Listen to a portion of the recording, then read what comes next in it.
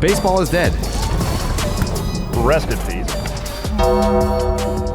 It's a Thursday, and we've got good news, and we've got bad news. Mm-hmm. Which one do you want first? I thought you were going to present it as double good news, but go ahead with the bad news. The bad news is Jayhay is so devastatingly handsome now that he's shaved his face that I don't think I can focus on the rest of this podcast. That's the bad news. It is that time of the 3 months. Yep. Mm-hmm.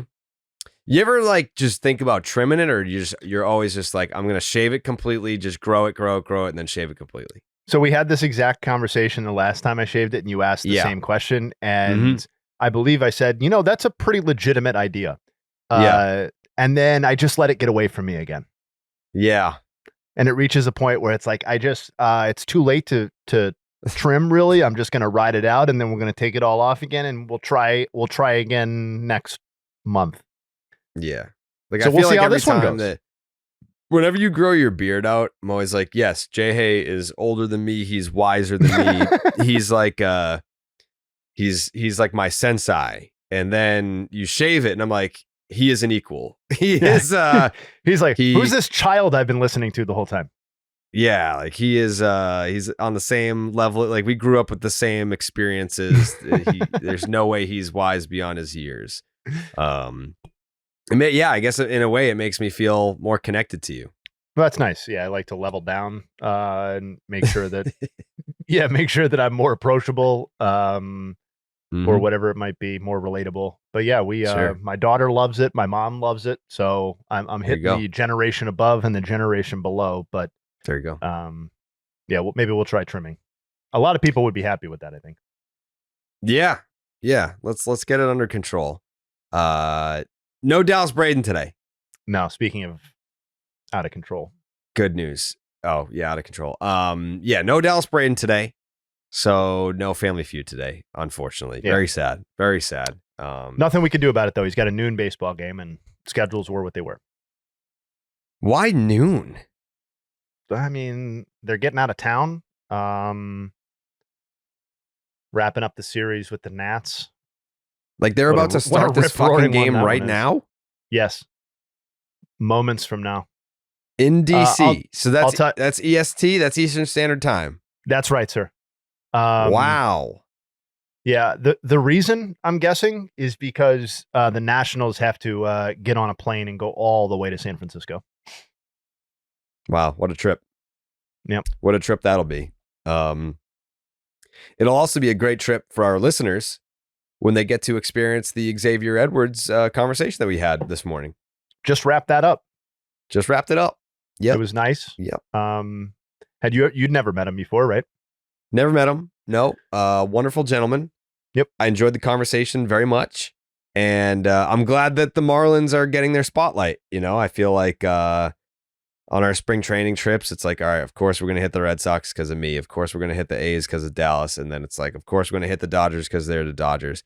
The Marlins deserve their love. They're putting together, is it a playoff season? Probably not. But is it a season worth talking about? Like, who was it? Hosmer that had the take where it's like, oh, people are talking about the Marlins and they shouldn't be because they're just 500. I disagree. I think it's plenty of reason to talk about the Marlins. I think, not to speak for Eric, I think there's probably some Miami area frustration boiling up there from his perspective as to why he might feel that way. And candidly, I traditionally agree with him, but I also agree with you right now on the specific point that it's a season worth talking about. They're 26-12 over their last 38 games. And in a 162 game season where we podcast for 6 months while games are going on, that's a stretch that's worth talking about. And I think he specifically, if you're identifying players on that team that are worth talking about, particularly offensively, he is at or near the front of that list. And he has been, he has hit the ground running since the moment he debuted in Major League Baseball in a lot of senses. I know his 23 brief debut did not feature a lot of anything other than batting average, but the guy's never hit lower than 295 in any semblance of a major league season so far. And as we got into in the interview, is in some ways kind of sustaining the breakout that he had last season over a more robust campaign. Yeah, I enjoyed the conversation, and selfishly, with Dallas not being there, I got to ask a few more questions than I traditionally do, and that was fun for me. So I think it was fun for him, and I hope it's fun for the listeners.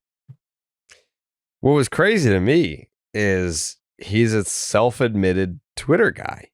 You know, he's what, 25 years old? Yep. Yeah, he's 25. Actually, his birthday is on shit, Saturday. We should have wished him happy birthday. God damn. Yeah, we fucked that up, dude. We gotta hire a birthday intern. That's just their job is like, if we have someone on the podcast, their one job is to be like, his birthday is on Saturday. Yeah, that would have been a great way to sign off that interview. Jay, can we edit that in? Can we just edit in us saying happy birthday, Xavier? And by the way, happy birthday, man. And cool. Yeah, but he's 25 years old, and so he has 3,000 followers on Twitter, but his numbers crush. His last tweet, 1K likes. Tweet before that, 3.7K likes, 233,000 views. Like, he may not have a large Twitter following, but he is exclusively bangers only on Twitter. Yeah, high efficiency tweeter. A fish in sea. Oh, god damn. You know what I'm saying? You said you were a little tired. That brain ain't tired. You're humming. No, baby. this is kind of like like when Muhammad Ali, when like his brain was mush, but he was still just like, you know what I mean? That's my brain. It's kind of just like, it's mush, but it's muscle memory. I can do it. Yeah, I can do it. You got this baseball tent down. Yeah, we got a good rundown for the people, right? We got some things to talk about. Yeah, other than what I think is a legitimately entertaining 30-minute interview. Since we're teasing it so much, do we want to give the people the interview now? Yeah, let's do it. We'll do that. But we gotta talk about the Underdog Fantasy app. We know we have to do that. The Underdog Fantasy app is the easiest place to play fantasy sports. Playing their pick'em game is as simple as selecting higher or lower on player stats like strikeouts, total bases, home runs, and so much more. The slate sucks today, so I'm gonna pass on doing a pick'em. I'll be back on Friday. Yeah, I'm gonna be a Friday pick'em guy. We'll be in touch on Friday then. Yeah, this slate sucks. I know that like I'm always quote unquote on the schedule for Thursday, but there's like fucking 2 games to pick from. I hate that. Like I gotta have more games to pick from. This noon one's obviously out. Set me up for success, Jayhay. Like let's have a wide open Friday slate. Tuesdays and Fridays are my favorite days of the week. It's always the bit like everyone's playing on Tuesdays, everyone's playing on Fridays. It's the juiciest slate. So I'm gonna be back with my pick'ems on Friday. Well, and I got to tell you, I don't know which players you're going to be picking on Friday, but the team matchup slate series starting on Friday, which I'm sure we'll get into later quickly. Yeah, is robust. It's juicy. Sexy.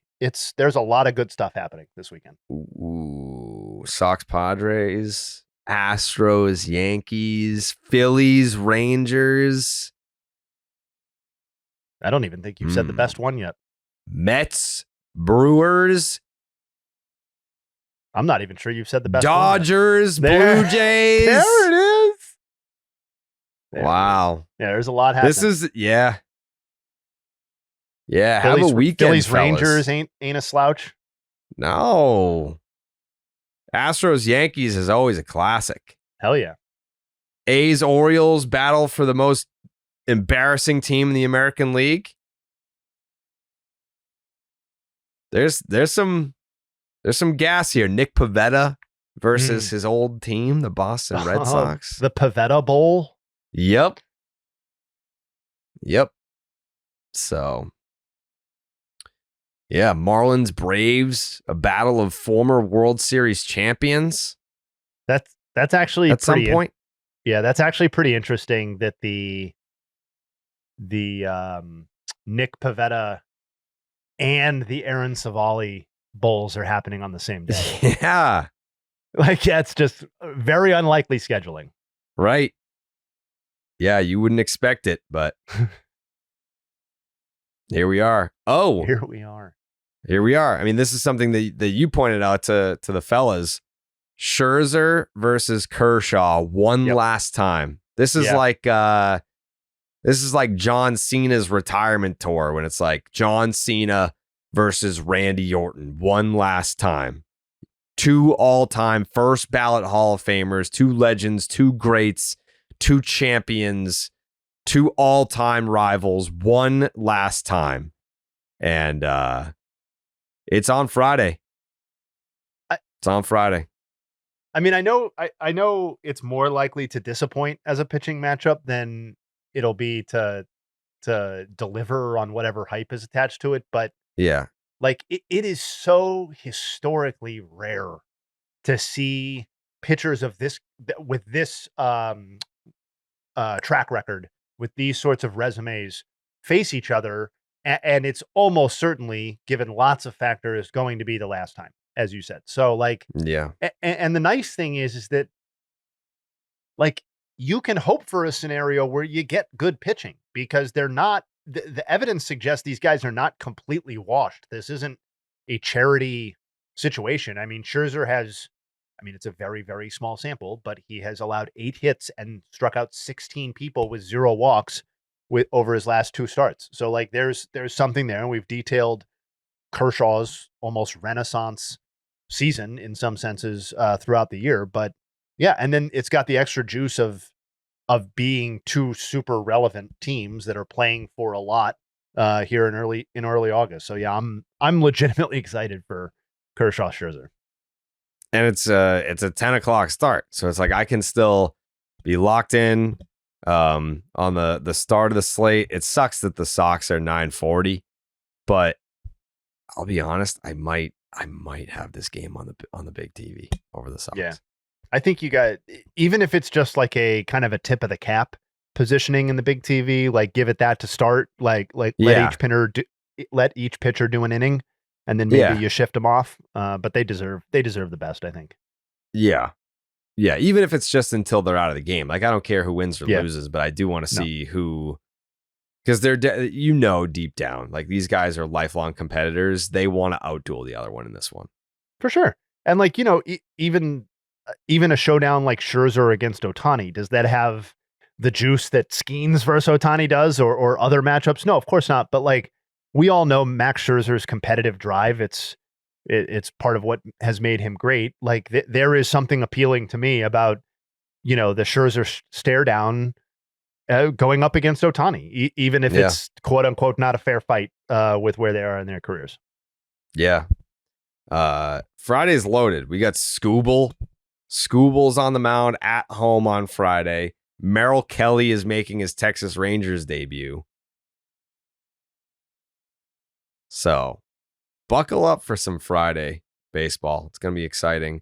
But yeah, sign up with the promo code Jared. That's JARED to get up to $1,000 in bonus cash and a special pick on Underdog. That's Underdog Fantasy, promo code Jared. Without further ado, here was our little interview with Xavier Edwards of the Miami Marlins. All right, it's Xavier Edwards of the Miami Marlins, and so we get accused of being a little heavy on the big market teams. So we're like, let's sprinkle in some of the teams that need some love. And what a story the Miami Marlins have been this year. Take me inside that clubhouse and I guess like the mentality in spring training, because I feel like a lot of eventual World Series champions, you have the narrative in spring training. It's like, we always believed from day one. Did you guys believe from day one, like, hey, we can actually be a team that fights hard and wins a lot of baseball games this year? Yeah, I would say for sure. I would say it was kind of probably different from most other teams because we kind of knew coming into the year that this year would be, sort of a rebuild, I guess you could say. So we knew we'd have a lot of young guys, a lot of new guys coming up, completely new staff from last year. So it was pretty much learning for everyone at spring. No one was really that comfortable because it was all new guys. But yeah, I would say we always believed. But it's one thing to believe and another thing to kind of go out and do it. And that confidence, that belief kind of grows even stronger. So I feel like that's what happened so far this year. After the so I'm a Red Sox fan. I'll be honest about that. After the sweep of the New York Yankees, did you guys feel like, okay, like if they weren't paying attention before, they're paying attention now? Yeah, I would say in the media at least it felt like that a bit. Yeah, a lot more media people started showing up to the field. We had packed stadium, which we don't usually have a bunch of. So that was pretty cool for the weekend series at home. It would be cool to get that more often. But yeah, I would say if people weren't watching before or if they were paying attention before, I think they are a little bit more now. But I think we even prefer to kind of be low key and people not notice us. What I wanted to bring up was you touched on like the fan base.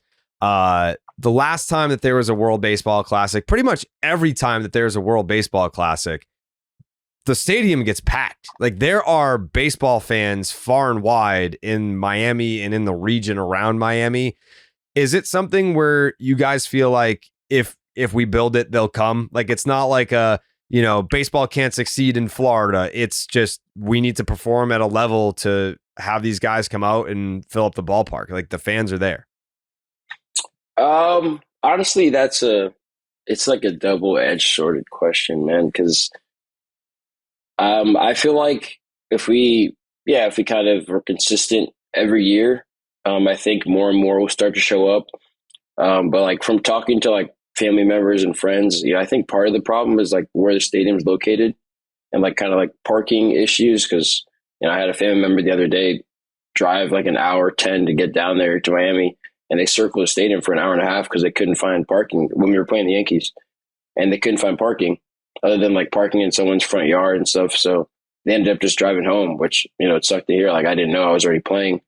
So I think it's partially how we play, and the better we get over the years, the more consistent we are year in, year out and like trying to win. I think that'll help.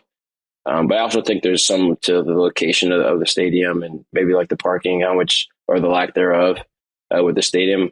But once DR, USA come in for a week span or 10-day span for World Baseball Classic, everyone jams in, and it's probably a pain to park there for that week. But then once that's over, then there's nothing going on for a while. So I guess they just suck it up.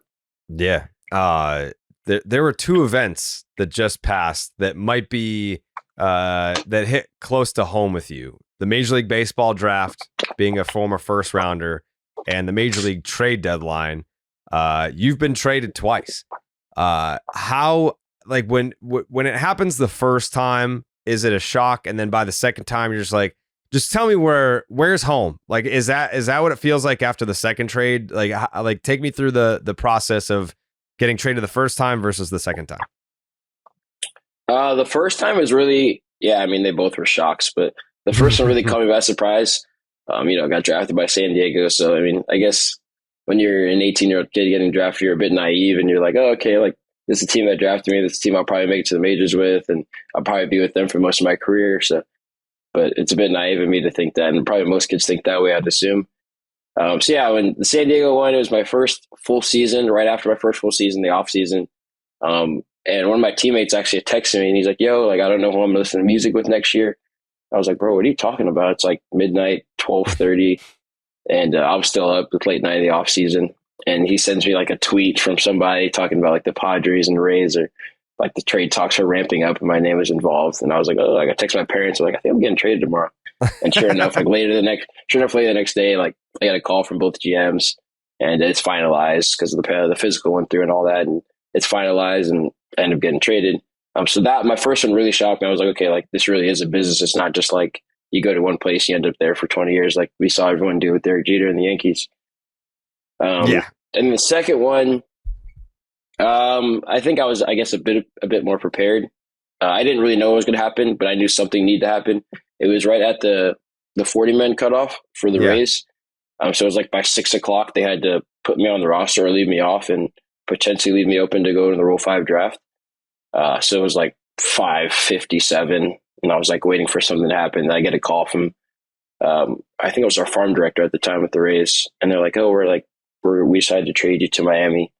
And then that was just a blessing for me because me being an hour away from Miami and my fiance's family being from Miami, it was a blessing for me to be able to come even closer to home than Tampa was. So the second one was a bit different. I was a bit more prepared, a bit older, had played a few more seasons in the minors, so a bit different of experience for me. I'm interested in how you view last season compared to this season, like based on your performance at the big league level. Like, do you view this year as your breakout year because you've already played more games and are on pace to play, basically a full season? Or do you look at last year being like, all right, it wasn't a full season, but I kind of balled out for the games that I did play. Like that was my breakout. Like, how do you view your breakout? Yeah, I mean, I feel like last year was just me really getting my first opportunity to play. So that was always good, kind of start fast and start hot. Even though we were like 25, 30 under 500 already by the time I got there. So that was a little different. This year has a much different feel to it because, we're playing winning baseball. We're a game under 500. We're probably 5 or 6 out of the wild card. So I would say this year probably just for the competitor in me and the winning side of me, just playing winning baseball. It's really fun to be reminded of, why we play this game, and it's ultimately to win. And it's so easy to kind of lose that over the course of your minor league career because, you're playing to get moved up to the next level and to ultimately get to the big leagues to fulfill your dreams. So it's been a lot of fun to kind of get here and be like, okay, like we're trying to win games. We're coming to the field every day, not for your own stats, but for us to put together 9 innings of winning baseball. So I would say this year, just to feel like I contributed to winning baseball. I like that. I like that answer. We had Eric Hosmer on the podcast on Monday, and we went to Fenway, so it was kind of like talked ball with him on the show, but then we're watching a baseball game live and just kind of picking his brain on things and how he views the game. So I'll ask you a question that I asked him. When you're looking at your own numbers, which statistic do you look at first to determine like, hey, like I'm having a good year? Like right now, like you're a 2.5 win player. We still have 2 months to go. Like, are you looking at wins above replacement? Like Hosmer said batting average. And I was like, what the fuck are you talking about, dude? Like it's 2025. Like we can't be doing batting average, but it's interesting. Like this is a dude that made over $100 million in the big leagues. So it's not like you can't be like, oh, you don't know ball. Like he earned over $100 million in the big leagues. So Right. when you're going home, not even when you're going home, but like, when you're at the yard and you look up at the scoreboard and you see the statistics that they put up at every big league stadium, which one are you looking at to be like, I'm kind of feeling myself right now. Like I'm doing a good job. Honestly, I'm pretty old school. Like Eric, I actually know Eric. I've known it for quite some time now, just from my time in San Diego and a little bit before then. But yeah, I would say I'm kind of old school. Like I appreciate the batting average stat because I think it just shows, how many hits you're getting, how it can show partially how frequently you're getting on base, which for me is really important at the front of the lineup. And I guess now, as of lately, or I guess the last few seasons or so, like OPS has been a little bit more important for me. But I honestly try not to look at them as much as I can because I feel like, I don't know, kind of weird, kind of superstitious, but I feel like when I look at them, they go down. Okay. So I try just not to look at them as often as I can. Yeah. Okay. I saw an interview or listened to an interview with you recently where you jokingly referred to yourself as Salty Vet X. Yeah, that was like 2 years ago. Yeah. And so I know you said that you don't change who you are given those circumstances, but it is a unique situation that you find yourself in given the nature of the roster. Like what is that experience like, even if you're not changing who you are? I mean, this year's experience has been great, man. I mean, yeah, obviously we traded away Fortes, we traded away Sanchez, who were the previously longest tenured position players on the team. I don't really feel like I have any shoes to fill. I think I'm just going to go out there and keep doing the same thing I've been doing. We've got such a young group, and we enjoy like each other's company, which is kind of a weird feeling for me because you don't really get that a ton. At least I haven't a ton in my professional career. Usually, it's you get up to big leagues and you hear all the horror stories about the rookies getting like having to do a bunch of stuff they don't want to do, or some teams are more lax. And obviously, I didn't have to do a ton of crazy stuff, and where it's just carrying bags of beer for the vets and stuff like that. And but if we have such a young group that it's been a lot of fun, man. And I don't think we technically really need one. Like I think having Sandy and having a couple of the pitchers that have been older guys is kind of enough for our group because we got a pretty young coaching staff. You know, a lot of guys that are new to their roles, and it's been great. I mean, Clayton's been a great addition for us. The managerial front, and he's just kind of just keeping us playing like ourselves and being ourselves in the clubhouse every day. So yeah, I'm kind of tackling that same thing, just kind of staying the way I am, and that's all enjoying playing together and taking it day by day.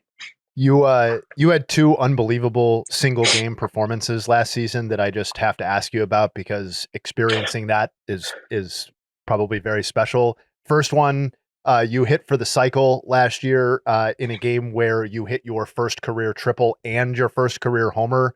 What was your reaction after doing? And then the second player in franchise history to hit for the cycle. What was that experience like? That was a really cool one for me. First off, I'd never done anything like that in my life. Like, you know, no little league, no travel ball, like none of that. I don't hit for a ton of power. So like, honestly, every day that I do hit a homer, I'm like, maybe like I might go off today. Like I might have a power surge every time. Like that's a thought that creeps in my mind. I don't hit a bunch of homers. Yeah. I'm like, maybe I'll go off today. But actually the day before I had like a pretty bad game. I think it was like, I think I was 1 for like 4, like a punch out and like a walk. I guess it wasn't like that bad, but I didn't feel great the day before. The guy we were facing, I didn't feel great off of him. And that next day I hopped in the cage and I was like, I told our hitting coach, I was like, Hardy, I think I feel something today. Like I felt something in my back, hip, and my load. Like for whatever reason, I felt like it was gonna be a really good day. And sure enough, first pitch off of my old teammate with the race, Tobias Myers, first pitch, leading off that game, I hit it out and then went on to walk, double, triple, and single. Yeah, I mean, unreal experience, especially to do it here at the big league level. You know, it's always cool to do in the minors or anywhere else, but in the big leagues, just a little bit better. Well, so unreal. And later in that last season, in September, you had a game with 3 triples. And what I did not, I'm sure you remembered, but what I did not remember about that game was that you came to the plate with an opportunity to hit a 4th triple in the game. What were you thinking at the time? Were you like, all right, I've got 3 triples. That's been unbelievable. Like one of 5 first player in 10 years at the time on any team to do so. What were you thinking as you came to the plate with the chance for a 4th? Honestly, I didn't know. I guess I didn't really know that 3 triples in a game was significant, that rare. Or, yeah. I just didn't know how many people had done it. I'd never really seen a stat on that before. So when I got the 3rd, I wasn't really thinking much of it. But then, you know, we're facing a position player because we were kind of blowing them out that game. Yeah. And they were facing a position player in the 9th inning, and this is my chance to get the 4th one. And I hear like the chants from like the crowd telling me, hit a 4th and like, don't stop until you get the 3rd. And then sure enough, like I roll the ball over and I beat it out of a position guy. Still got a hit though, right? Yeah. I did. I infield single to second base's backhand. I beat it out. But yeah, I was kind of going for it, but also, you know, those position player at bats are kind of tricky. You know, they throw in 55. You don't really want to get the 2 strikes because they could gas it up. And yeah, so I got that one over pretty early. You did mention Sandy earlier, and I wanted to ask you about the trade deadline and how, I mean, Edward Cabrera, Sandy Alcantara, 2 names that were being floated pretty heavily at this deadline. Did you guys take it as a vote of confidence in the group that the deadline had passed and both arms remained with the Marlins, where it's like, hey, like, is that the front office telling us we're not selling? We actually think that we could make a run at this thing, so we're going to keep our horses in the stable? I would say so. I think overall, across the group, I would say we feel like that. And they're just we're building something, and they're going to be a part of it in some way, shape, or form, especially at the beginning of it. And, you know, finding starting pitching, I feel like is really hard. I think that's why all the other teams wanted those guys, because it's not every day that you get a guy like Sandy, you got a guy like Cabrera. And even if we do have more in the system that could become that, you know, they may not necessarily be that right now or at the beginning of their career. So I think it's just tough. And I mean, it's great to have some guys that could throw us, you know, quality 5, 6, 7 innings if asked. And that doesn't happen every day. So it's really important to win big league games.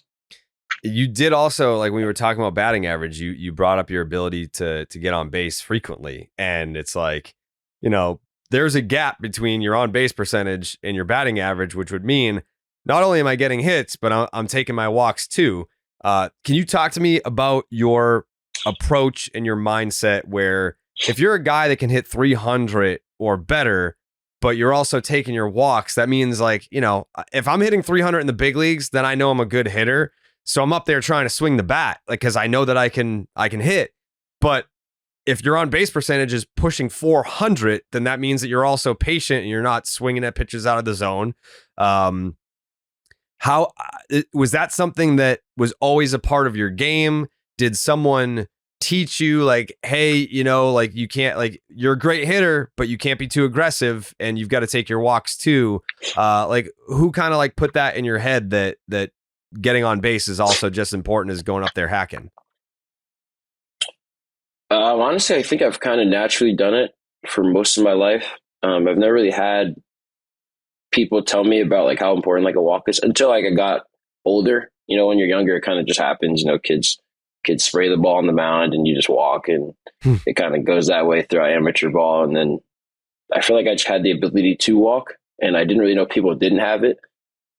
But I think more in pro ball, people, you know, harp on like the ability to get on base and how important on base percentage is, and kind of that stat taking over for batting average for some people, because it can be just as important. But yeah, I mean, I think sometimes it just happens if you let it. But for me, it's really just focusing on swinging on the right pitches, swinging at the pitch that I want to swing at. So if I'm ahead in the count or on a leverage account, especially me being a bat to ball guy, I know I can put a lot of pitches in play, which could be a great thing or it could be a detriment at times. So it's just like really being selective with what I'm swinging at, so that I know that if I'm swinging at a pitch, it's a pitch that I can get a hit on or I can drive. And if I'm not, then it's okay for me to take it because I have a good shot at being able to hit the next pitch.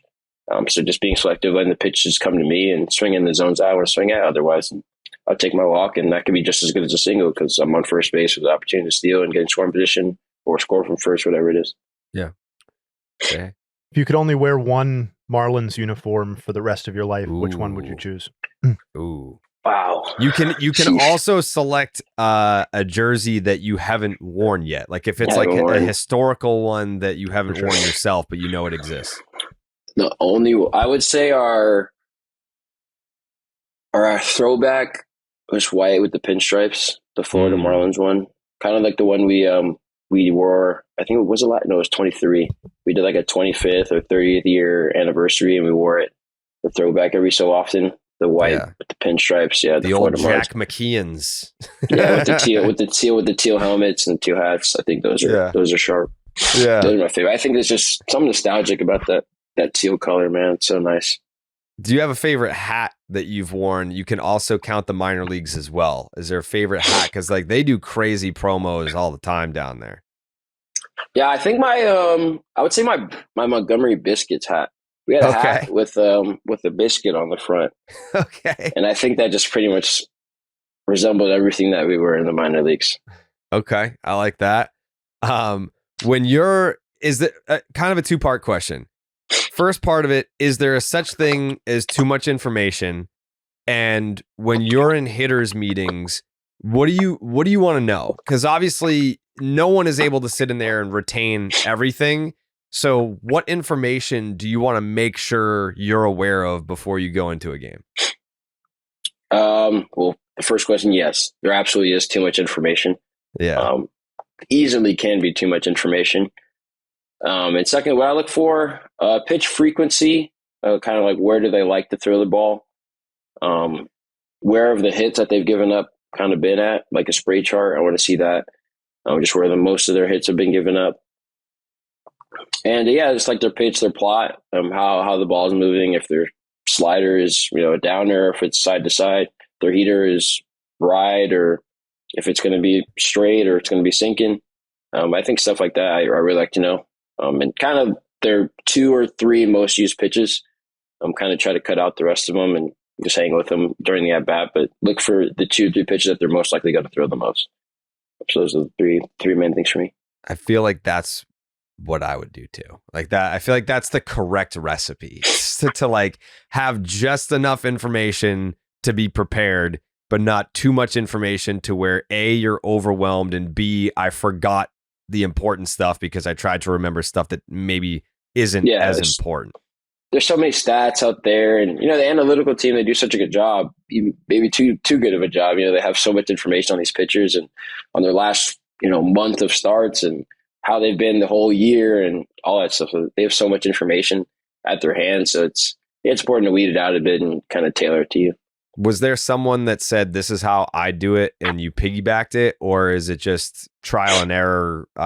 This is what works for me, and I just found that my own way.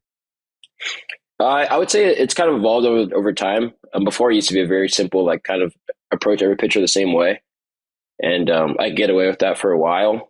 But I would say this year's staff kind of introduced me to just, like, I guess, spray charts, and the way we do our meetings as a team this year, it's a lot more spray charts, pitch frequency, like where a ball's getting hit hard off of this pitcher. And then I feel like I've always kind of eliminated a couple of pitches from the pitcher's arsenal, because it's hard to cover 6 pitches in an instant when you're at the plate. So picking 1 or 2 that they're going to throw, and a lot of the times that third pitch or their fourth pitch has a similar shape to that second pitch, or there's pitches that have similar shapes that if you cover one, you have a good shot at covering the other one. When you're kind of looking at the schedule ahead, you don't have to name a name because it would give them an advantage to know that they, have this impact. But do you ever like see a starter and be like, fuck, like we got so-and-so coming up on Wednesday? Or is there, not to inflate their ego, but is there like a pitcher, like say Clayton Kershaw, for example, you're like, that's going to be cool. Like I get to face like a first ballot Hall of Famer? Or does it just, you remove the name and you're just looking at their pitches, what they have, the movement, the stuff, the velocity? Like, how do you look at the schedule and what pitcher you're going to face and how you react to it? We face the really good ones. I feel like it's a challenge. It's a fun challenge that hopefully goes our way during the game, and then afterwards we could talk about that guy's career, if it was cool or not. But yeah, I like to win. I like to compete. Playing against the best of the best is what we've all wanted and what I've always wanted. So I try not to look too much into the name, because I think it's really easy to kind of put them higher than you think, or give them a lot of credit. And I don't want to do that before I'm going to face them, or really during the season at all. So I kind of stay in that mind frame. And then after the fact, I guess I'd rather have other people tell me about what this guy's going to do, or this guy's, how you did against this guy, and he's going to be a Hall of Famer, that kind of thing. Yeah. Describe to me a run-of-the-mill Marlins team flight. Like, are you a cards guy? Are you a podcast guy? Are you a YouTube guy, movie guy? Are you talking to teammates? Are we talking baseball? Or do we not want to talk baseball at all? Let's get away from it. Like, what's a prototypical Marlins team flight look like? The first couple minutes before, like pre-departure, obviously get some food, of course. Get some food, get some drinks. Catch up on Twitter, because Twitter, at least my Twitter, is just straight baseball. So kind of catch up on what's going around the league for like 10, 15 minutes before. And then me and a few of my teammates, we've all been playing Mario Kart on the Nintendo Switch. Oh, hell yeah. So we just, after we catch up on the baseball for a little bit, talk a little shop, and then it switches out for like the rest of the flight. How healthy can that be for a team, like inter-team competition? Like, you get the ping pong in the clubhouse, you get the video games in the flight. Like, how healthy can that be to have competition within the team? It's good. I think just keeps us young, man. Keeps us young at heart, and just having a good time, enjoying each other's company, which is important, really important. I think goes without saying. And I feel like a lot of teams probably don't have that, which, I wouldn't blame them for not having Mario Kart going on in the clubhouse or on the plane all the time. But yeah, it's been a really good and a lot of fun for our group, our young group. That's refreshing to know that you're on Twitter, because I feel like I'll say Twitter to anyone that's under the age of 30, and they're like, what? Like, that's like ancient. Like, the way that we think about MySpace is how like young people think about Twitter these days, which is crazy to me. So I appreciate that you're scrolling Twitter. Last one for me, unless Jayhay has anything else. What's one thing that you would want the national baseball audience to know about this 2025 Miami Marlins team? I would just say to just really tune in. I mean, I would say we're a fun group. I got that text almost every day, it feels like, or after every series. Like, man, you guys are such a fun team to watch. Like, keep going. You guys are so fun to watch. So yeah, I would say just tune in whenever they get a chance to watch us play, because it's true. I feel like we've got a really fun group, entertaining group to watch, interesting style of baseball. That's young and it's fun, and we play fast and we're aggressive, and we're never really out of any game. We don't take any games off. We don't roll over. So if that's interesting to anybody, then just tune in and watch the fish. I'm just saying right now, it's been a pleasure. It's been a lot of fun. Yeah, like you guys are playing the Red Sox next, and I'm kind of like, oh shit, like when's the last time that there's been like that sentiment with the Marlins? So it's fun, man. Like it's been a lot of fun to watch as a neutral fan. So congratulations on your personal success, the team's success. Jayhay, do you have anything else? No, I'd be curious to hit him with the traditional last question though. Yes. Go ahead. So, if you could go back in time to witness any moment in baseball history, you're not playing in the game, you're sitting in the seats, you can witness any game that's ever played in baseball history. What game are you picking? Ooh, which one am I picking? Probably Barry Bonds' record-breaking home run. Probably that one. Cool ballpark, Oracle. Great, great town, great city, great ballpark. And just watching him hit balls the way he did is honestly unfathomable. I've played there. Right center's 415 away. It's super windy. I mean, I don't know how you hit no doubt home runs in the right center there. I would be standing on second base by the time the ball went over the fence in right center as far as that thing is. And he just hits balls. And as soon as they leave his bat, his arms are up in the air here. He knows it's gone. I mean, yeah, I'd probably want to see him, or really any of his games where he hit majestic homers. But yeah, probably that one. I love that pick. We're a very pro Barry podcast over here. Yeah, Barry's the man. I basically harassed him for it's close to 7 years. Every time he posted a picture on Instagram, I would comment and say, "You the man, Barry." And I did it for so many years until he finally followed me back. And now we're still waiting on that Barry Bonds interview. One day. That's my biggest goal is Barry on the pod. If he comes on, I'll let you know. Yeah, I mean, I'd love to hear some stories about the balls he hit, because they were absolute moonshots. Yeah. Xavier Edwards, thank you so much for taking the time. We really appreciate it. Best of luck to you the rest of the season. We'll be watching. Appreciate it, guys. Thanks for having me. Anytime. Hey, big thanks to Xavier Edwards for coming on the podcast. That was fun. I enjoyed that. Another Bonds answer, right? Yeah, I mean, probably the most common answer to that question in the history of the interview or the history of the podcast, right? I feel like we get a lot of Willie Mays. We get a lot of like the Jackie Robinson steal of home. Hank Aaron. But yeah, we get a lot of Barry too. Yeah, I think Barry's got to be the leader. Yeah, no, that was fun.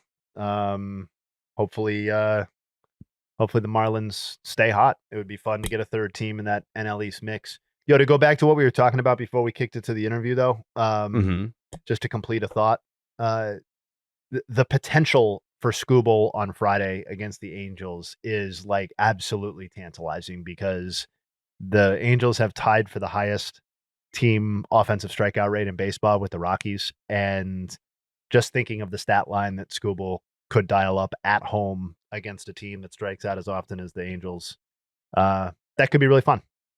It's also possible. It's also possible Trout could hit his 400th career homer off of Tarek Skubal, depending on how things go.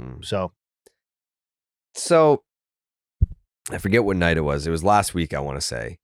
And Mike Trout drove in his 1,000th run of his career. And Angel fans were tweeting me being like, really? You're not going to tweet that highlight? Since when is 1,000 RBI? Like people were treating it like it was 3,000 hits or 500 home runs or something. They're like, he got his 1,000th RBI. You're supposed to be the baseball guy and you didn't tweet it. Like, who gives a fuck? Like, it's a cool milestone for him, but it's not historic for like a national audience. No, I mean, if you had tweeted it, I wouldn't have thought that's weird, but that you didn't is also not weird to me. I mean, he's ninth among active players in career RBI.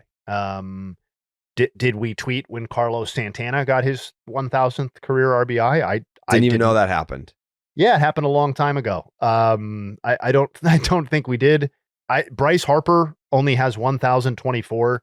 I don't think I personally tweeted when Bryce Harper got his 1,000th RBI either. No. Sal Perez is the next one on the list. He's 18 away. Won't be tweeting about Sal Perez getting his 1,000th RBI. I doubt, unless it's unique for catchers. Is the only way I could maybe spin that. But no, I don't think that's player hating. I think that's just, I from an Angels fan perspective, they are probably looking for things to latch onto, particularly good news as it relates to Mike Trout, and 1,000 career RBIs is definitely a round number. It's just also like 300th all time, so it doesn't. Yeah. And that's not, I'm looking, it is like 302nd but I don't know if Elias approves this RBI list, so it could be 300, whatever it is. It's not that impressive. No. In the scheme of things, it's 1,000 it's more 1,000 more RBI than I have in the big leagues. I'll say that. But yeah, I don't know. I'm just not. I don't think it's cause for celebration outside of maybe Angel fans. No, and I also think like this is kind of besides the point, but RBI is a uniquely terrible way to measure Mike Trout's career specifically because of where they have decided to hit him for large portions of his career, and frankly, the crappy surrounding rosters that have populated his teams. Like if you're looking for a traditional stat that is totally and utterly misleading about Mike Trout, it's probably RBI. And fucking leadoff hitter. Yeah, I'm going to celebrate 400 homers when he gets there. I'm going to celebrate that when he gets to 400, he will be in the 400, 200 club with stolen bases. That's all like legitimately awesome stuff. I just don't think 1,000 RBIs specifically is something that drives me. You know what's sad about Mike Trout's career? And I asked that question in my head. I'm like, so many things. Where are you going with this? Mike Trout's career always feels to me like when he does accomplish something, it's always like, all right, well, but you're not here. You did something really impressive and really cool, but you didn't do this. Yeah. Like, so he's 2 home runs away from 400. I think when he hits his 400th home run, the conversation is going to be like, it's sad that he won't have the chance to get to 500, or I don't think he's going to get to 500. Yeah. When he wins in his career, the 3 MVPs that he has, it's like, well, like he's not going to get to 7 like Barry. It's like, well, he's like, how many fucking players have won 3 MVPs? There's always just that we're moving the line on Mike Trout where, like he's got an 87.2 career WAR. I don't know, whatever it was 10 years ago, man, like this guy, he's got the chance to be the all-time leader in WAR. And it's like, oh, well, he fell way short of that. Yeah. An 87.2 career WAR is a first ballot Hall of Famer. It's just, I don't know. The expectations from how he started, it's like he's being penalized for how amazing he was when he started his career to now where it's like he has an 835 OPS. Like that's pretty good. Like I understand he's hitting 240. But he gets on base at a 364 clip. It's an 835 OPS. It's a what's the OPS plus? It's a 130 OPS plus. Like, do you know how many lineups would kill to have a guy with a 130 OPS plus right now? But we look at Mike Trout and it's like, the injuries and how much it's a 240 batting average. No, it's a 130 OPS plus. So I don't know. I just feel like the universe has not been kind. I mean, I take that back. He's made hundreds of millions of dollars. The universe has been very kind to Mike Trout. It's all in the narrative. The narrative has not been kind to Mike Trout. Oh, I think it's been brutal over the last couple of years, and I know a lot of people are going to listen to this and say, he chose this for himself. He chose to stay there. He chose, to his own coffin or whatever as it relates to his baseball career. I mean, obviously, to some degree, that's unavoidably true. But I just, to me, the way I'm mentally compartmentalizing Mike Trout now at this point is that he's just this generation's Ken Griffey Jr. experience in terms of the way the career felt at one point versus the way the career will ultimately be viewed in the history or in the context of all-time great players. And we can sit here and debate who was the better player, at their absolute peak, Mike Trout or Ken Griffey Jr. I mean, my vote, I think most listeners will assume, is Mike Trout correctly, but I think it's a conversation. And if you preferred Griffey's talent and his marketability, that combo, that's fine. It's not really about who is better.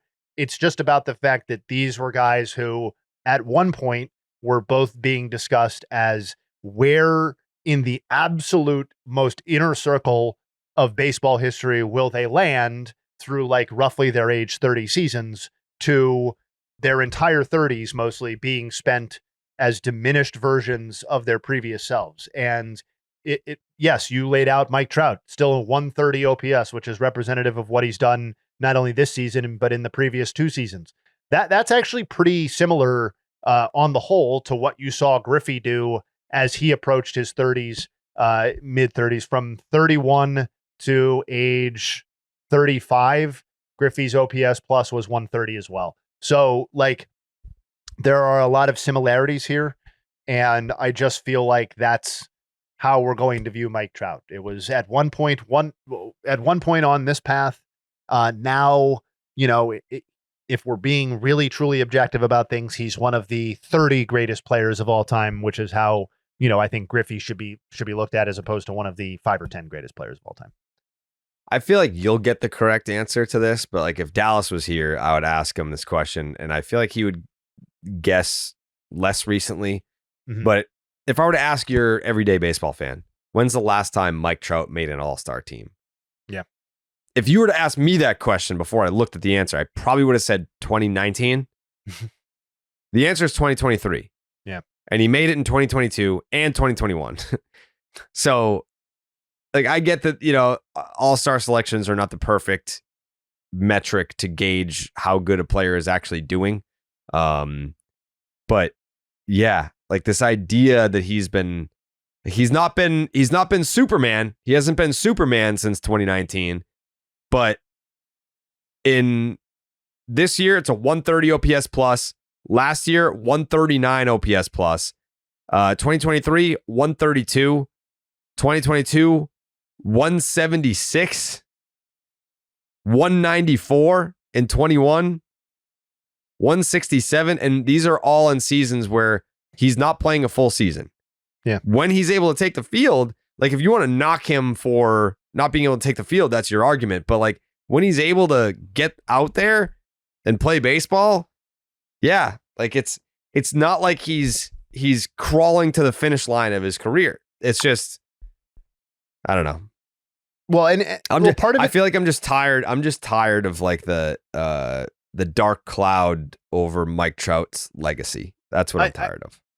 There's an aesthetic part of it too, right? Where people remember him as the ultra athletic, sometimes corner outfielder, sometimes center fielder, can do everything guy leaping up against the wall to rob the homer. And your point about his offensive production still being very good is totally legitimate. And in fact, I think in a lot of ways, the fact that he's putting up a 130 OPS plus after all of the injuries that have taken from his body is a testament. It is impressive as opposed to like some sort of disappointment. But there's also the reality that he's doing it as entirely a DH, right? And that isn't Mike Trout. It's just not. And so that people are still like maybe not giving him the credit that his raw offensive production might deserve is both fair.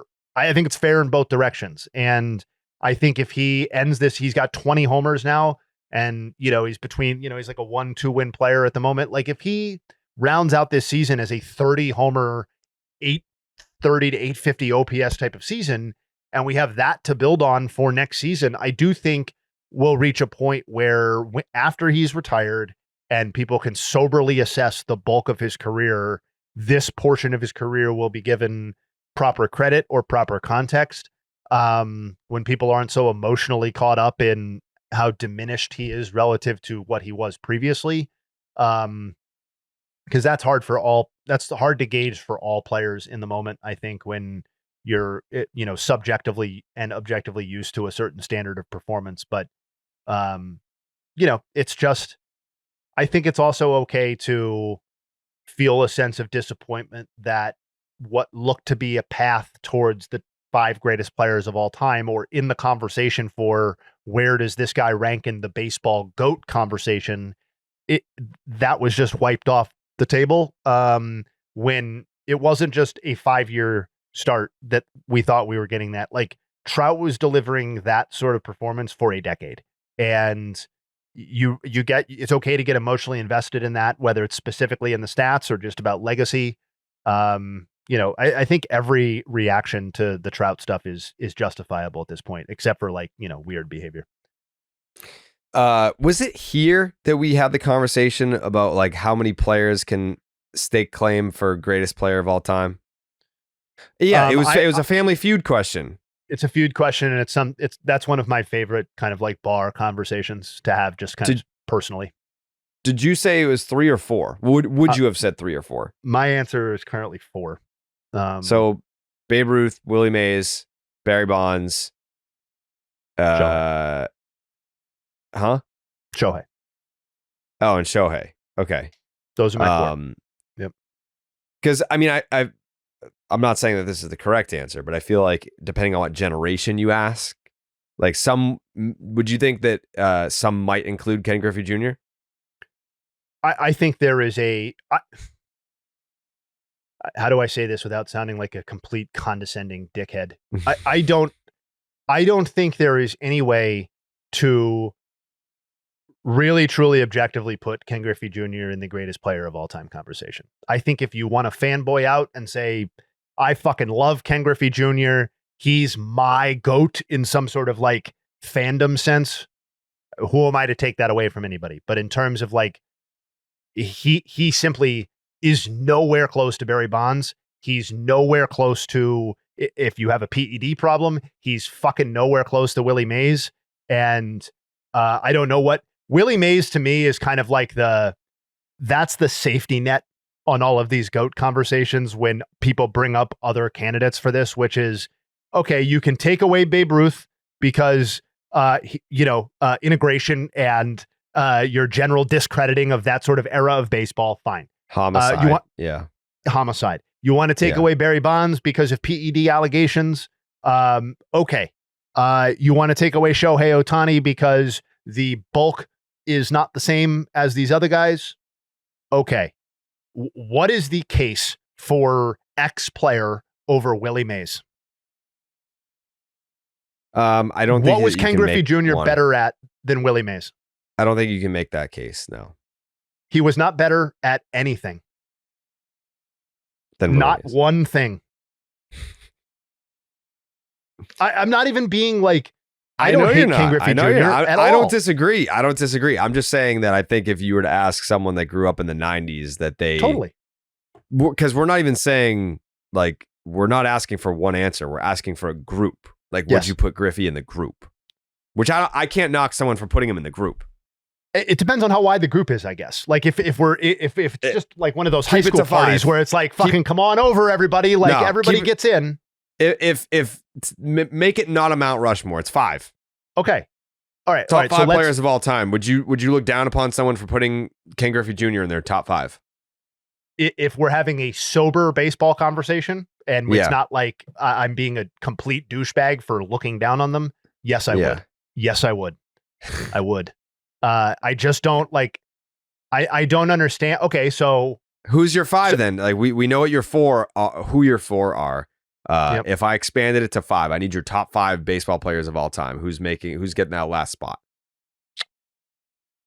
Who would get that last spot? Off the top of my head, with the understanding that I've done a lot of thinking on this in general, I think the leading candidate would probably be Hank Aaron. Okay. Yeah. Yes. I could. Yes. That's like probably the correct pick, if we're being honest. It's the safe pick for sure. It's a tough one to argue against. You could get some super old guys, like obviously by pure stats record, Ty Cobb belongs in this conversation. Ted Williams, in terms of, he gets dinged a little bit for, not defending his country. Yes, he does get dinged for that. Not by me. I'm not dinging Ted Williams for that, but I'm saying in terms of his raw statistical contributions, yes. Yeah. You know, I don't think he's not the same defensive player as some of the absolute best players of all time. But yes, Ted Williams, offensive, because he was too busy defending his country. too busy defending his country. Yeah. I mean, if we're talking about people who are in line ahead of Ken Griffey Jr., Ted Williams versus Ken Griffey Jr. is open and shut before the book begins. Like that's just what it is. Stan Musial is you know, had like 50% more career value than Ken Griffey Jr. You got Clemente over Griffey? I think that's a very interesting one. I think that's the sort of one that becomes a dynamic conversation. You know, Mickey Mantle belongs ahead of Griffey. Ricky DiMaggio? Not I mean, probably, but Mantle versus Griffey. Mantle versus Griffey would be a cool comp. I think you would be again. All of these come with like, if you're just not going to give people credit for playing in previous eras or discredit them, then you know it kind of is what it is. I think you would be, maybe not you personally. I think the average fan that's putting Ken Griffey Jr. fourth against Mickey Mantle would be overwhelmed at how overwhelming the case is for Mickey Mantle offensively against Ken Griffey Jr. So, do you know example, how many people, Jayhay, do you know how many people that grew up in the 90s listening to this podcast are now being like, was there a Mandela effect that I thought Ken Griffey Jr. was good?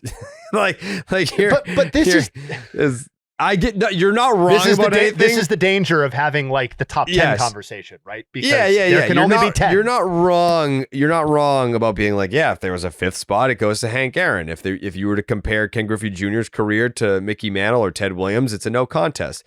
But it's just like not even like the optics, just the tone of how not close Griffey is to these other players. It's like, did I misremember my childhood and how good Ken Griffey Jr. was?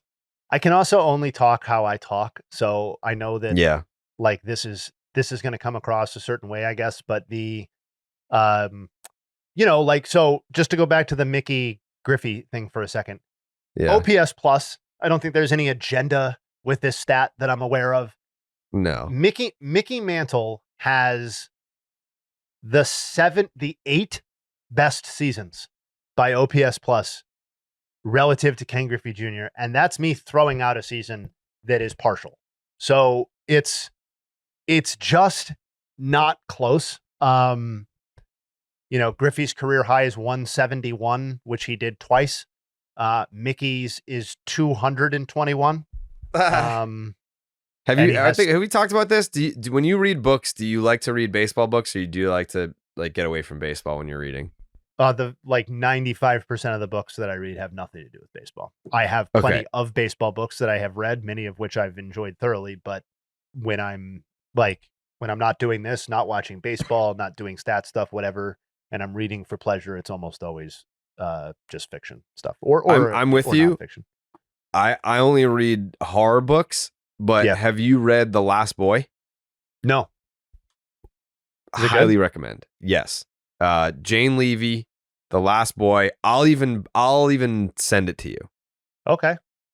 Yeah. I'll order you a copy because I think you'll come away from it with a whole new appreciation for Mickey Mantle. Like, so that's why like people ask me like who my favorite Yankee is, thinking that I won't have one, but it's Mickey Mantle because of that book. Yeah, I'll read that for sure. It's been a little while since I've gotten into a baseball book, so I'll either track that down for myself, or next time I'm up there, I'll borrow it from you. But it won't be long until I see you again anyway. So that's very true. I think that you'll enjoy it a lot. Thank you.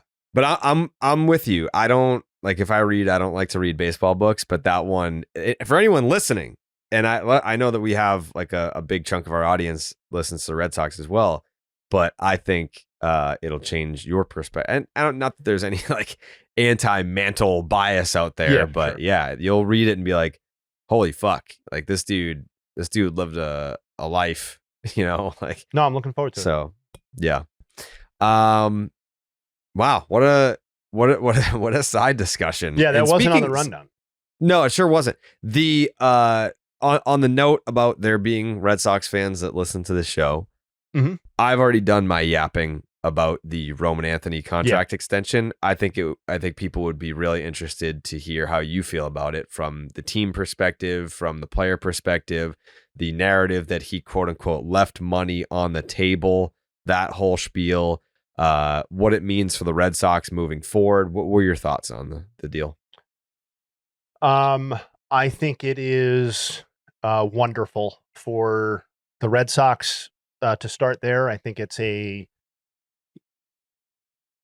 I don't think there's anything about his statistical profile so far and the start to his career that would lead you to believe or lead you to be have any level of concern about how this contract is going to age or whether he's going to deliver value on the contract. I would guess that the valuation tools would tell you that if Roman Anthony does not get one iota better than he has currently been through 47 games in his career, that he will deliver value on an 8-year, $130 million contract. And I know that I understand the escalators. I know that there are options. I know it can get to 260 million and all that sort of stuff. All of those things, if we're talking about this being a $260 million contract down the line, that is by basically default good for the Red Sox as well, because that means that Roman Anthony is playing at a certain level and driving has production that is driving the escalators and the options. I don't care so much if he left money on the table, quote unquote. This is an unbelievable amount of money for any player. The idea that it is a guaranteed $130 million and it could functionally double in value, to me, separates it from something like the Acuna contract that I think we all felt a little weird about. I know that this is only $30 more million X number of years later that it was signed. That it has the level of financial flexibility built into it, I think, is a separator as specific to Roman Anthony and what this means for the Red Sox. Like, I think I saw, I can't remember who it was, but somebody tweeted yesterday that this has been one of the all-time like hot cold off seasons from a front office like ever in recent baseball history, in terms of like, we're back versus like it's so over. And I think it was Foolish Baseball who did it. And now that I'm saying it out loud, and that's true. It just feels like between this and the Crochet extension, and I still do believe that the Christian Campbell extension is going to be a net positive for the Red Sox from a team building and talent standpoint. I just feel like the top line items, so now I'm going to, like, this is now a Craig Breslow thing in some senses, but like, I feel like when you combine the Crochet trade and extension with the Roman Anthony extension with what looks to be right now like a pretty soberly, we'll see if it's correct, but a very justifiable decision to get off of $250 million owed to Rafael Devers. Like, those wins are potentially so massive for the Red Sox individually and collectively that some of this other stuff that the ecosystem, maybe me specifically at times, have been critical of Craig Breslow for, almost stop mattering in a sense. Like, oh, so like the details of the Joe Ryan pursuit were initially muddied and he had to take, I don't care. I don't fucking care, because he got Roman Anthony, or ownership and him got Roman Anthony under contract for 8 years and $130 million. You landed a guy who's pitching for the triple pitching crown so far this season, et cetera, et cetera. I think it's a massive win. I'm super excited about Roman Anthony's statistical profile so far. I think he can be like a legitimate cornerstone, 1A type of position player on a World Series competing, postseason contending sort of team. And I guess if he had played it out over the long haul, he personally could have made more money, but this is Boston. He is set to be the face of the team. And I think it's a rousing success for everybody involved. How did you feel about the timing? Like when it was like, in what sense? Like if you were Craig Breslow, are you like, that's, the largest pre-arb deal ever, total dollars, whatever. Yeah. You see a player for 2 months and you're like, yep, boom, 130. Oh, okay. Okay. I am perfectly comfortable with it. I think that this isn't a guy who has come out of nowhere. This is a guy that was a high draft pick. His statistical profile and developmental curve have been nothing basically but a line up right on the graph there, that we are talking about a guy who, like, whatever, like we could be talking in a week and his OPS is down below 800 and it feels a little different than it does right now. Like, I've tweeted it out a number of times. I know it's an arbitrary number, but for a guy to be driving this level of getting on base this early in his career at this young of an age is extremely, extremely young. And you know what? I was going to save it for Nuggs, but there's really no reason to do that because we're talking about him right now. So I know he's through 47 games right now, and I didn't run it through 47. I ran it at the time of the extension, which was a 400 plus on base percentage through 46 games, age 21 or younger since integration. I'm assuming the list would be similar through 47 with a 392 on base percentage. The point is that the worst player on this list since integration by far is Jason Hayward. Okay. And if Roman Anthony turns into this generation's Jason Hayward, yes, that would be a disappointment, a pretty significant one. But would it be a disaster from a contract standpoint? And the answer is fucking no, it would not be. And all of the other names on this list are either in the Hall of Fame, Richie Ashburn, Willie McCovey, going to be in the Hall of Fame, Albert Pujols, Juan Soto, maybe even Fernando Tatis, or just Pinson. And for those of you who are not familiar with his career, I would just go back and take a look. And while he may not have made the Hall of Fame, every single person is taking the peak and the start of his career that he delivered for just about any player who debuts. So if Pinson or Jason Hayward is the worst possible outcome for Roman Anthony, given what we've seen so far, you sign up for $130 million over 8 years in $25 for that every single day. And am I hanging my hat on base percentage in talking about it in answering this question? Yes. But all the Red Sox fans listening to this know that there's much more to what Roman Anthony has done in terms of what's under the hood than he's just getting on base. He's got one of the highest hard hit rates in all of baseball. You set the minimum threshold to the number of plate appearances that he's had so far, and he is at or near the top of that list. And he's not swinging at pitches out of the zone. He's got one of the 20 lowest chase rates to go with that. So you pair a guy who is not swinging out of the zone very often with a guy who, when he does swing, tends to make very, very hard contact, and who is already getting on base. It's not like it's an on base percentage that's coupled with a 230 batting average, right?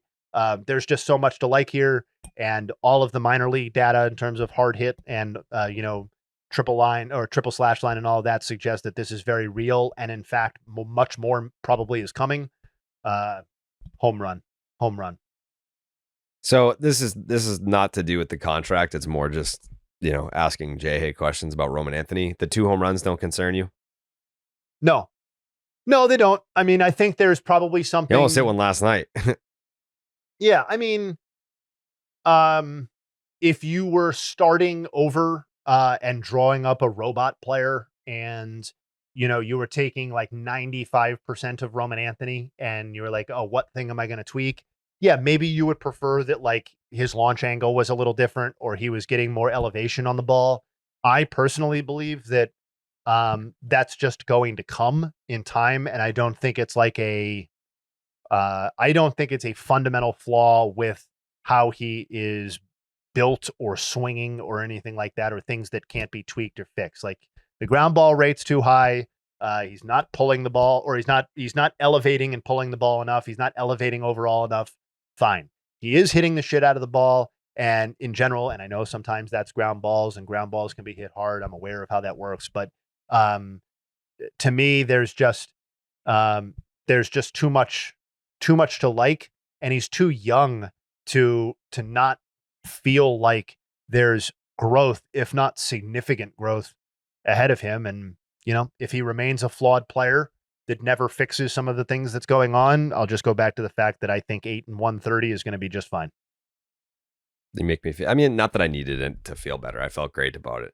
But it's always nice to feel validated. Yeah. I'm not going to, we're not going to do what I'm suggesting we might do.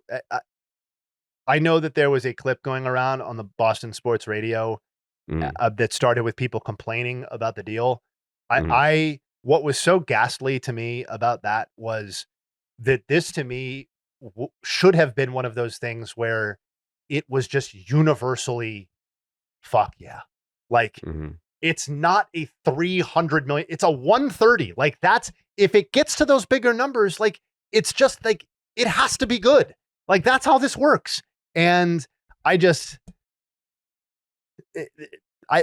was flabbergasted that there was a reaction that wasn't just, holy shit, we got Roman Anthony under contract for 8 years minimum, right? Like, I guess haters gonna hate, and I do love to do that, but this to me was like number one prospect in baseball, $130 million, 8 years. Yeah, that's just called like baseball business in 25. It's very exciting. I would be very excited. So let's pivot. Okay. How do you feel if you're an Orioles fan seeing that? You're like, wait a second. This dude's been up for 2 months. Yep. $130 million. Gunnar, no contract. Jackson Holiday, no contract. I don't know that Adley belongs in that conversation. But if you want to throw him in there, go for it. But how do you feel seeing this if you're an Orioles fan? Tough timing too, because this is probably the best that Orioles fans have felt all season, other than the hope at the beginning of the year, right? Sure. The Orioles have been playing some scrappy baseball lately. Huge disappointment, and probably a reaction of something like more of the same, where the Red Sox are, our division rival is locking up players long-term on deals that, what is it about the deal that Roman Anthony signed that the Orioles couldn't afford for their players? And now maybe they missed. And now some of this is like stuff we can never know, right? Like, did they approach Gunnar Henderson with a 2023 era equivalent amount of money and deal to lock him up? Because if they waited until last year or this past offseason to have the conversation, then yeah, they fucked that up, because Gunnar Henderson put up a 9-win season last year, 8 wins, whatever source you want to go by. His season was historically significant for a 23-year-old, and it wasn't a 47 game sample like we're talking about with Roman Anthony. It was the whole goddamn season, and he finished 4th in the MVP. And in a lot of years, historically, could have won the MVP. So if they didn't get to him in time, that's kind of, I feel like the window's probably over for a Gunnar Henderson contract in this sort of magnitude. I think we're talking about contracts that begin with much different numbers for him, even considering his down 2025. But yeah, the Jackson Holiday conversation, like the Orioles thing is tricky too, because how do fans currently feel about those players? What is the current evaluation of some of these players? Like, yeah, Gunnar Henderson's a star. We can kind of put him aside for a second. Like, what is the industry, the sober industry evaluation of Jackson Holiday right now? I would be personally extremely curious to hear what a rival executive with no axe to grind has to say about Jackson Holiday through he's now played 167 career games. So we basically got the equivalent of a full season of Jackson Holiday. And he has a 234, 286, 370 slash line, which is a 656 OPS and 85 OPS plus. If you want to just look at this season, given that he's been cold lately, we're now down to a 697 OPS and a 95 OPS plus, with somehow a league leading 9 caught stealings. That's not anywhere near what Roman Anthony is doing either. And so I know what the hype was on Jackson Holiday going in. In fact, it probably exceeded the hype on Roman Anthony outside of Boston. And he has been you just have to say that he's been underwhelming, severely underwhelming so far. Even if you want to look under the hood and be like, he's improved this by 5 or 10% this year from last year. His strikeout rate is one of the biggest year-over-year cuts in baseball, so that's hugely encouraging. But like, how much amount of money do you want to give Jackson Holliday, Jared? Like, as an Orioles fan, I'm not looking at him. I'm looking at Gunnar, and I know Gunner's a Boris guy too, but he's been asked about Gunnar in the past, and Boris is like, we'll listen. You know, like it's not like, I know that Boris has the reputation of we're going to free agency, whatever. But if you take him at face value, Boris on Gunnar Henderson has been like, if they come to us, we'll listen for sure. Then that's fine. Then I would go back to what I said initially, which is that the time to offer Gunnar Henderson $150 or $175 million was 2023. And if the conversations didn't happen then the conversation that was going to happen this offseason, if Scott Boras and Gunnar were inclined to listen, was we need $400 million or we need $350 million or whatever it is, because we're now 2.5 seasons into our big league career, coming off a 4th in the MVP finish. Think of how much the conversation would change for Roman Anthony if next season he finished 4th in the AL MVP and the Red Sox approached him about a contract extension. We're like, hey man, we're thinking like 8 and 130 with like some escalators. Like, what do you think about that? He'd be like, fuck you. That's what he would say. He would say, fuck you. Yeah. Because if he put up a 9-win season like Gunnar just did, 8 and 130-ish, somewhere in that region. Yeah. The question about whether you want to extend these guys begins with the talent, obviously. And I think Roman Anthony and Gunnar Henderson, we could debate on whose career you'd rather have, but we're in the same conversation, right? At least I think so. But whether you get them signed to extensions is, yes, does your owner want to pay the money? But it's, when do you have the conversation? When do you strike at the right moment? And some of these teams, yes, it's being cheap. Others, it's like, and again, we can never know this to an extent, but it's like, did you just come to the party too late on this? And, that may be the case with Gunnar, where it really doesn't matter that the Red Sox signed Roman Anthony to an extension, because unless the Orioles are going to put $500 million on the table, then Gunnar Henderson's going to take this thing to the finish line. So let's say the Orioles had the Red Sox money. What is your offer to Gunnar Henderson today? But what's up with this new owner? I don't know. I thought that things were going to change around here, and I thought he had Magna Carta money. That's what I heard. Yeah, that's what I keep hearing, the Magna Carta money. But no offer, no extensions for any of their young guys. Their offseason was severely disappointing in terms of supplementing the talent that they already had. I mean, Charlie Morton was their big offseason acquisition, and he ended up being a trade piece. But yeah, put on your GM cap. If you were to approach Scott Boras today, knowing what Gunnar did last year, what's an offer that you're not going to get rebuffed immediately? That's a tough question, honestly. My initial reaction, and maybe people will laugh, I don't think they're sitting down for a conversation without that number beginning with a 4 at the very least. And, this is really more of a, like, if Passan is listening, I know he listens to the pod. If he were to listen to the podcast and say Havens is an idiot, like it's a 3 or it's a 6 or whatever, then I'll defer. But like, Vlad Jr. just got $500 million, was not yet a free agent. Obviously had less time prior to free agency than Gunnar has now. Gunnar is a better player than Vlad Jr. He is younger currently. I know that, like, is the player a free agent or is the player not a free agent is a huge part of this, of course. But like, if you're Gunnar Henderson, are you taking a contract that has less total value than what the Red Sox gave Rafael Devers X number of years ago? That was what? That was 11 for $313.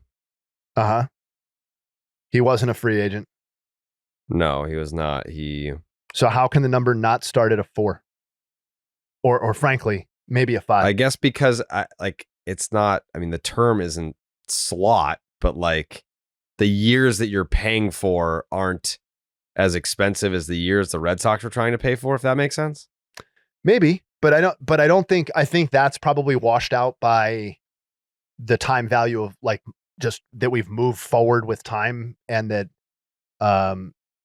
contracts are in the time that Rafael Devers signed that contract to now when we're having this hypothetical Gunnar Henderson conversation, all of the largest contracts in Major League Baseball history have been signed, and the whole like kind of elite player, at least for free agents, has completely changed. The money's totally changed. And for that matter, nobody had ever gotten a $500 million contract like Vlad Jr. without being a free agent themselves. So I just think that the math has changed so rapidly that even if Devers was closer to free agency than Gunnar is right now, Gunnar is a better player. I no argument to be had there, I don't think. And I just think we're 2 or 3 years down the line or 4 years down the line. I think it's a 4. And if that wasn't enough either, and Boris came on and said, no, we're looking at 500 million. Vlad just got 500 million. Then that wouldn't surprise me either. I went out to Passan. Great. I'm genuinely curious what he will say about it. Not his eventual contract, Gunners, what he would get right now. Here's how I worded it.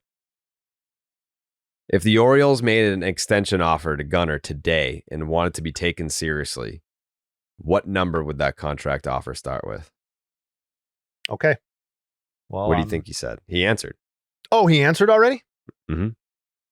You know what, man? I'm gonna stay confident. I think I'm gonna go on the upper end, but I'm gonna say it's a 5. Correct. Fuck yeah. Nobody tell me I don't know. You did say 4 originally, but you said 5. Yeah, I said 4, but we can go back and listen. I said, it wouldn't surprise me if it was a 5, and then I went with 5 at the end, and there you go. Mm-hmm. These things escalate pretty rapidly when the players finish in the MVP and get that much closer to free agency. Wow. All right, props to us. Good to have pass and verify, but it turns out we didn't even need them. I mean, Passan has there were other guys that I would kind of be like, okay, this is worth noting because this person said that. But after Kenny Rosenthal's slander fest of the Red Sox front office this past deadline, I only trust Passan. Passan or bust. Yeah. Yeah. Heyman is a Scott Boras puppet. I like Morosi, but he's been wrong on too many very important things. And then Rosenthal, he very much comes off like he has an axe to grind. So Passan's the only dude that I fear does it right. He's just I don't have an agenda. I'm not putting information out there to scratch someone else's back for a favor later down the line. He's just I want to get it right, and I pretty much always do. When is I can't even think of an example of Passan flubbing something. No, he's reached that auto stage, right? That very few insiders, I think, grasp. Crossing sports, I feel like Woj reached that point for basketball, but where it's you're not even considering the idea that the information is not correct, right? Right. Or that there's an agenda behind it being out there. You don't have to try and read between the lines and be like, is this being put out on behalf of an agent who is trying to make us think a certain way, or an organization that's trying to, create some good propaganda for themselves? No, it's just, here's the info. Here it is. He's just, I like how he presents it. Yeah. And I mean, in terms of agendas and stuff like that, I feel like his agendas are actually there for the consumption of the people, because he just responds to those the trolls on Twitter and clowns them. Those are his agendas, right? Just putting those people in a box. Yep. Yeah, we love Jeff Passan around these parts. Very pro. Yeah. Yep. The best of the best. Shohei Ohtani ironically enough, 1,000th career hit, not RBI. Yep. His 1,000th career hit is a home run. It was also on a night that he was pitching. Brings me back to another question. What can he do that would make you be like, wow? You know, like I feel like everything he does is amazing, but it's like we're numb to it. Like what could he really do now that he hasn't already done that would make you be like, holy shit? Would it be like, I guess it's like MVP and Cy Young in the same season? But like yes, we've also seen that. We've seen that not from him, but like yeah, but that was like a function of voting. This would be like a function of like just like winning the two awards separately. You know what I mean? yeah, but it's we wouldn't be able to say, holy shit, it finally happened. You're right. Like, We've seen it. I also like, I have no expectation that his pitching ever gets to a point where he can compete for a Cy Young again in terms of bulk. Maybe I'm proven wrong on that, but like that to me is not even the two things that immediately came to mind are break the home run record, which I believe he has the talent to do, if not the exact motivation to direct his energies exclusively towards that. I think he could do it.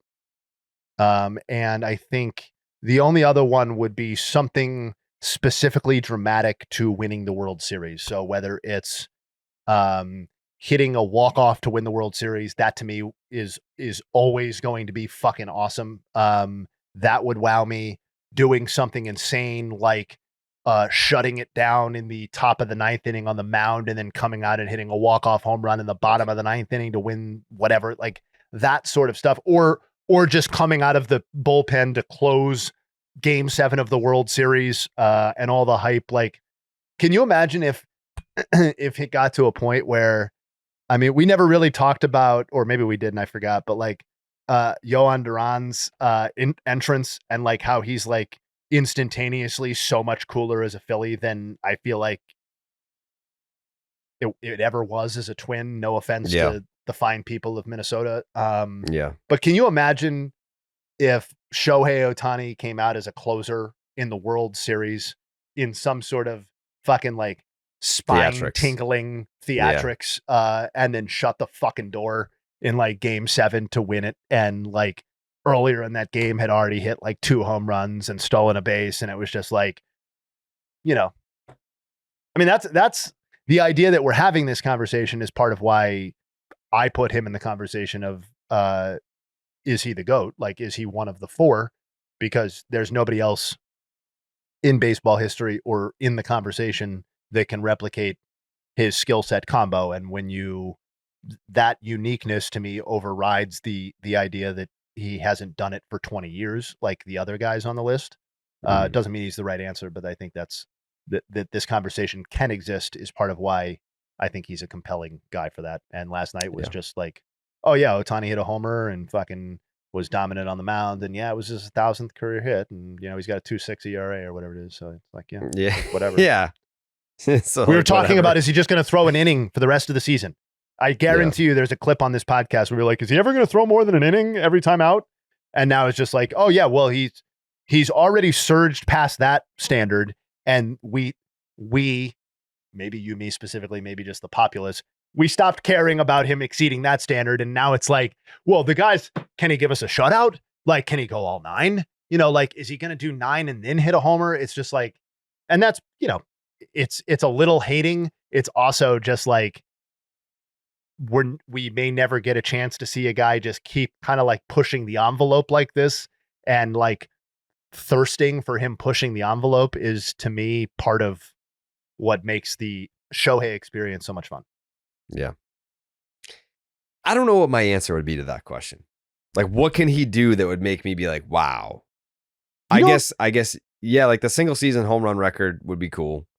I'm less optimistic. I think guys would be haters. I don't think that he would have the like, especially in today's game, I don't think that they would give him a chance to hit fucking 74. You might be right. And I'm not super optimistic that it will happen. I just think if I had to pick any individual player in baseball right now to do it, I think I would pick him even over Judge, for whatever reason. I'm not sure it's justifiable, but there's just something about like if Ohtani locked in on I'm a home run hitter. You know what I mean? Like Mhm. that is what I do, and that's all that I do. Other than being great, I do feel like it would be in the realm. But what are the chances of that? I don't know. 1%, 2%. I don't know. It's not. Mhm. It's not high. Any other stories you wanted to hit on today, Jayhay? Well, I've gotten quite the opportunity to talk today. Thanks for These all are of that. these are always fun episodes. Yeah, no, this has been great. I love these side convos. Didn't know I'd get a chance to slander Griff. That's always fun. Yeah. I feel like Um, you're going to be hearing from some people about that. Yeah. Just to not so much stories that we need to talk about, but I do feel we have given the Jays plenty of love on this podcast in general. We are I think the official Blue Jays podcast of North America. Mhm. But the 63 hits, 45 runs. It's pretty crazy. Just, Against the Rockies, but they're I still a mean, Major League Baseball team. That's They're still a so Major League many. Baseball team. Yeah. Yeah. They are still a Major League Baseball team. I was They watching the shouldn't game last probably night be. and I was like, I don't know how to research this or look this up, but they have to lead baseball in position player usage. We could look that up. I'll have that ready for Monday. Okay. Yeah, we can definitely look that up. This is not an advanced stat. Pretty much anybody could look this one up, but it's just so ghastly. The Rockies' run differential is now negative 316. Jeez. The next worst is negative 142. Like it's negative 316, negative 142, negative 112, negative 80. That's the bottom four. Like they're just operating on a sphere that's. I think Paul Ambekides of ESPN tweeted this out. The gist of it was that they're kind of like warping the playoff picture in a sense, or like how we perceive some of these teams' run differentials, and like, using run differentials like, well, their wins and losses should be this or this. And it's like, I didn't dive into what he said, so I don't want to assign it more importance than it needs. But like, I do think there's something to the idea that these teams are racking up series run differentials against the Rockies that are larger than their run differentials in all of the other series that they have played for the rest of the season combined. And if we look at them that way, instead of, and this is for multiple teams, I think the Mets are one of them. I think there's the Blue Jays are one of them. There's multiple teams that this applies to. And maybe there is no takeaway, but if you viewed the Mets as a +8 run differential team instead of a +40, would that change how you feel about them? I don't know. Maybe it would. Is that what they would be? You know what? I've mentioned it enough where I'm just going to pull up the tweet. 1 second, please. The Mets, huh? They're so plus 35. All right. So the Mets are, yes. So the Blue Jays are plus 39 against the Rockies in 3 games. Mhm. They are plus 16 against everyone else this season. The Padres are plus 35 against the Rockies in 6 games and are plus 3 against everyone else. And That's the Mets, Padres. yes, and the Mets are plus 27 against the Rockies in 6 games and plus 8 against everyone else. So they are a plus 35 run differential team on the season. And if it was no Rockies involved, they would be plus 8. I'm sure the front office knows things like this. I'm sure trade deadline decisions and how good is our team is distilling this down. But I do think it's interesting to view it in this light, even if the ultimate takeaway is just kind of a shoulder shrug. Yeah. I mean, it definitely. I'm going to retweet this, actually. That deserves a retweet. Yeah. It's impactful to me. Yeah. Especially in the case of the Mets. Yeah. I mean, you can't control who you play. You play who you play. But yeah, it is worth noting what everyone's non-Rockies run differential is, especially if it's plus 8. And in these, in these years where it seems like every season we're getting a all-time shitbag team, maybe it's something to pay a little bit more attention to, that, X team is racking up 50% or 75% of its run differential, playing, the 23 A's or the 24 White Sox or the 25 Rockies. Maybe there's a takeaway there. Maybe they're not quite as applicable to the postseason hothouse as you would have thought, or maybe it doesn't matter. Maybe that's the takeaway too. I don't know, but interesting kind of trivia, if nothing else. Yeah. Do you have any award-winning Nugs today? Yep, just a few more to wrap us up. This is from Baseball Reference, actually. I had tweeted a few things about Josh Naylor's stolen bases, but last night they noted that Josh Naylor joins Ichiro Suzuki as the only players in franchise history to have a home run and multiple stolen bases in consecutive games. I'm going to go ahead and assume, I know you are about as plugged in as anybody I know in baseball, obviously.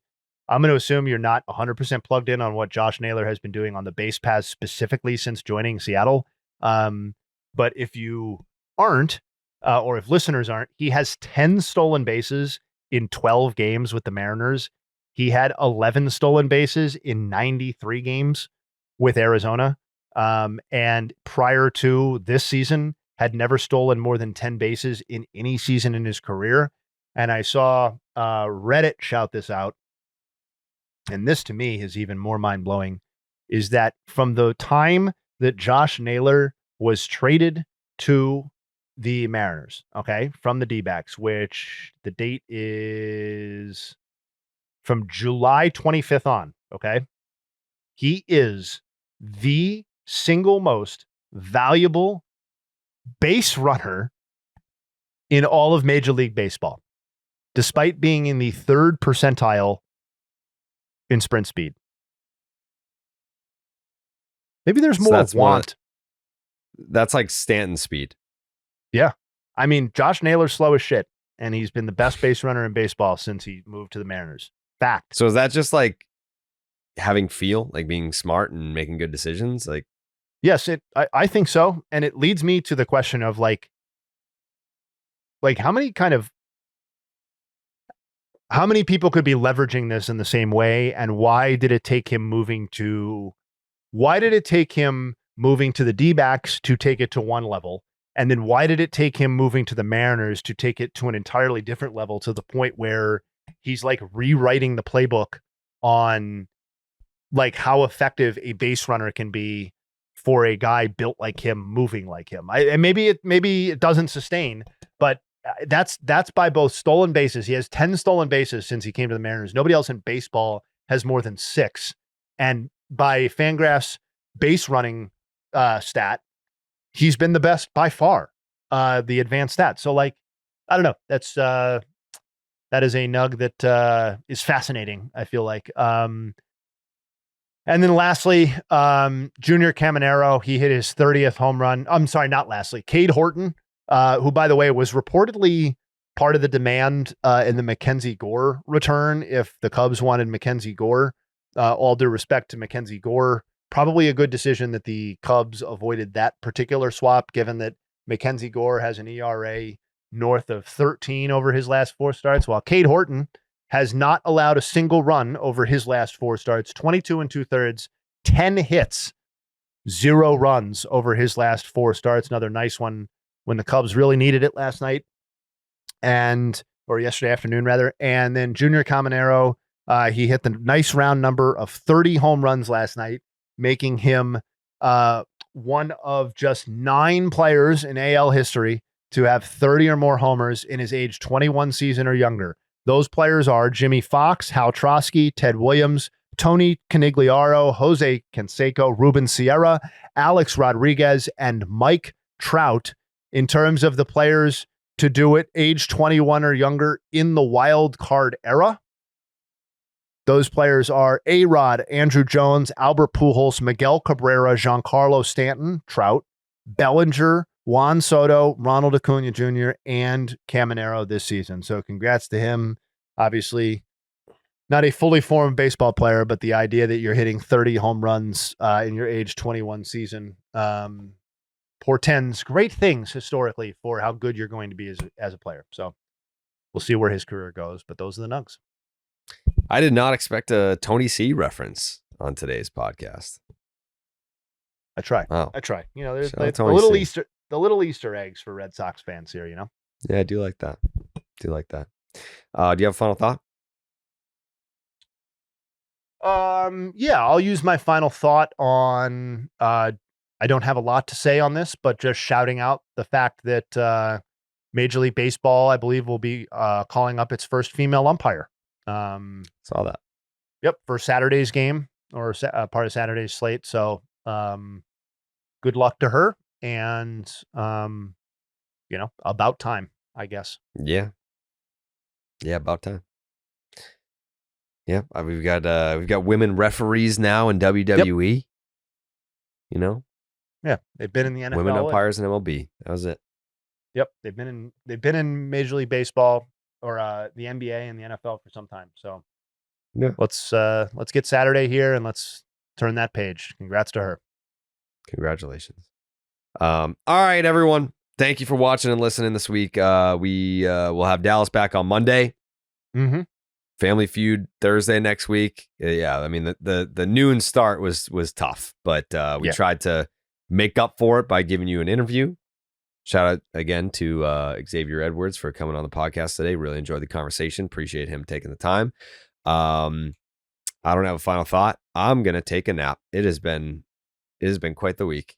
Shut it down, big dog. Yeah, I'm about to catch some Z's. All right, everyone. Thank you so much. We appreciate it. We'll see you on Monday. Enjoy your weekend of baseball. See you then. We gone.